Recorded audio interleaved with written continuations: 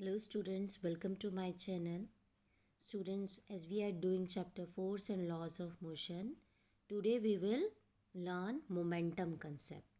तो बेटा momentum क्या होता है? Momentum means it is a quantity of motion contained in a body या quantity of motion possessed by a moving body. अगर कोई बॉडी जो है वो मूव कर रही है तो वो कितना क्वांटिटी ऑफ मोशन जो है पोजेस कर रही है. ठीक है. Momentum means mass in motion. इसको हम ऐसे भी कह सकते हैं मास इन मोशन, क्योंकि कोई भी बॉडी है उसका कुछ मास होगा और अगर वो मोशन में है तो उसे हम कहेंगे कि उसके पास एक ऐसी करेक्टरिस्टिक है या उसके अंदर क्या वो पोजेस करती है, दैट इज़ मोमेंटम. इसको एक्सप्लेन करने के लिए हमने यहाँ पर दो एग्जाम्पल लिए हैं कि हमने एक फर्स्ट एग्जाम्पल में हमने क्या किया कि हमने टू बॉल्स ली ए एंड बी और हमने कहा बॉल ए जो है वो हैवी है बॉल बी से. ठीक है, ball A is heavier than ball B. तो इस केस में क्या होगा, हम इसको दोनों बॉल जो हैं वो मूव कर रही हैं सेम वेलोसिटी से. अब आप खुद सोचें, जिस हमने इन दोनों बॉल्स को रोकना है तो इन दोनों बॉल्स को रोकने के लिए क्या दोनों के ऊपर सेम फोर्स लगाओगे? अगर कोई बॉल हैवी है, जैसे मान लो आपके सामने एक बहुत बड़ा पत्थर आ रहा है, ठीक है, स्टोन है, उसको ए मान लिया, और एक एक एक छोटा सा स्टोन है उसको बी मान लिया, तो किसको रोकना आसान होगा? ऑफ कोर्स छोटे से स्टोन को. बड़े वाले पत्थर को रोकना हमें मुश्किल लगेगा. दैट मीन्स जो बॉल हैवी है उसको रोकने में हमें ज़्यादा फोर्स लगाना पड़ेगा. हैवियर बॉल में क्वांटिटी ऑफ मोशन क्या है? ज़्यादा है. Heavier ball have more quantity of motion. इसका मतलब जिसका मास ज़्यादा उसका मोमेंटम जो है वो ज़्यादा. More mass more momentum. Now we take other example. अब यहाँ पर हमने टू बॉल्स ली ऑफ सेम मास. उनका मास सेम है लेकिन वो डिफरेंट वेलोसिटी से मूव कर रही हैं.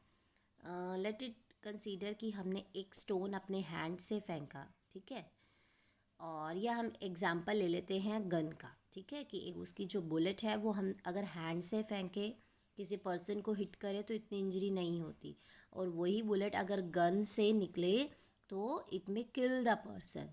दैट मीन्स यहाँ पर अगर मैं टू डिफरेंट वेलोसिटी से, एक बॉडी की वेलोसिटी हमने ज़्यादा कर दी और दूसरे की वेलोसिटी कम कर दी, और अगर उसी बॉडी को हमें स्टॉप करना हो, ठीक है, जो फास्ट स्पीड से बॉडी आ रही है उसको स्टॉप करने के लिए हमें फोर्स जो है वो ज़्यादा लगाना पड़ रहा है. More force is required than the slow moving ball जो स्लोली मूव कर रही है. इट मीन्स इस टाइम पर फोर्स किसके ऊपर ज़्यादा लगाना पड़ा उसको रोकने में? फास्ट मूविंग बॉडी पे. That means quantity of motion जो है वो किसके अंदर ज़्यादा है? जो बॉडी फास्ट स्पीड से चल रही है. तो इट मीन्स मोमेंटम किस में ज़्यादा है? जिसकी वेलोसिटी ज़्यादा है. दैट मीन्स जिस बॉडी की वेलोसिटी ज़्यादा होगी उसका मोमेंटम भी ज़्यादा होगा. Momentum directly proportional to velocity of the body, और यहाँ पर momentum directly proportional to mass of the body. Next we have now. अब हमने यहाँ से क्या कंक्लूजन निकाला कि मोमेंटम जो है वो टू टर्म्स पे डिपेंड करता है, बॉडी के मास पे, बॉडी की वेलोसिटी पे. ठीक है, टू टर्म्स पे डिपेंड करता है. सो मोमेंटम को हम कैसे डिफाइन करते हैं? It is equal to the product of mass of the body and velocity of the body. तो आप मोमेंटम को आप कैसे लिखोगे? Mass into velocity. So momentum is equal to mass into velocity. And students, क्योंकि हमारी जो वेलोसिटी होती है वो वेक्टर क्वांटिटी होती है, इसलिए मोमेंटम भी वेक्टर क्वांटिटी होगी. वेक्टर क्वांटिटी को ऊपर हम क्या लगाते हैं? एरो लगाते हैं. जब हम इसको वेक्टर फॉर्म में लिखते हैं तो वेक्टर क्वांटिटी के ऊपर एरो लगाते हैं. इसलिए हमने यहाँ पर पी के ऊपर एरो और वी के ऊपर एरो लगाया है. मास के ऊपर क्यों नहीं लगाया?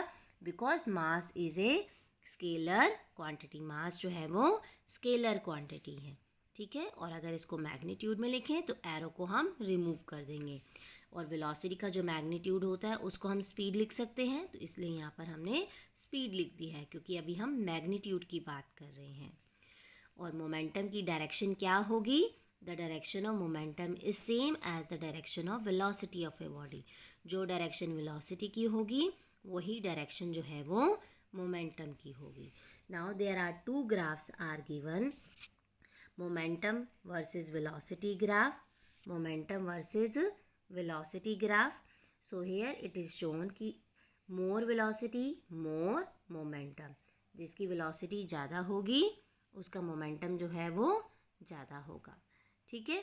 सिमिलरली जिसका मास ज़्यादा होगा उसका मोमेंटम भी ज़्यादा होगा. तो उनके बीच में ग्राफ कैसा बनेगा? एक लीनियर ग्राफ बनेगा.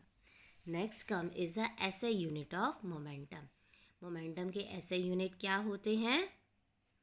इट इज़ केजी मीटर पर सेकेंड. मास के लिए केजी, वेलोसिटी के लिए मीटर पर सेकेंड. और सीजीएस सिस्टम में क्या होते हैं? ग्राम सेंटीमीटर पर सेकेंड. नेक्स्ट फैक्टर्स हैं सेम. किन फैक्टर्स के ऊपर डिपेंड करता है? Of course it depends upon mass and velocity of the body.